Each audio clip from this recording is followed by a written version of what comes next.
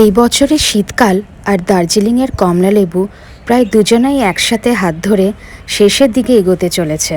এই লেবুর মধ্যে ভিটামিন সি কিন্তু খুব ভালো পরিমাণেই আছে, তাই সর্দি লাগলে বা ঠান্ডা লাগলে মা বলে বেশি করে লেবু খা, সর্দি কমে যেতে পারে।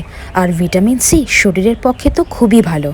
এই লেবুর মধ্যে সিডস কখনো থাকেই না, আর কখনো একটা দুটো থাকে।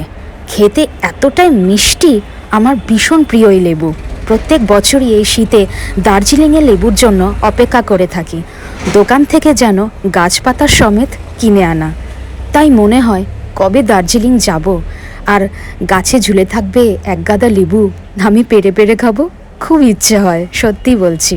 এই কমলা লেবুর খোসাগুলো কিন্তু অনেক দিন শুকিয়ে রাখা হয়, আর সেটাকে বেটে গায়ে মাখলে স্কিনের জন্য কিন্তু খুব ভালো। নেচার রিলেটেড ফুল ফল সবজির ফটোগ্রাফি করতে খুব ভালো লাগে, সাথে আপনাদের এক্সপিরিয়েন্সটাও শেয়ার করবেন।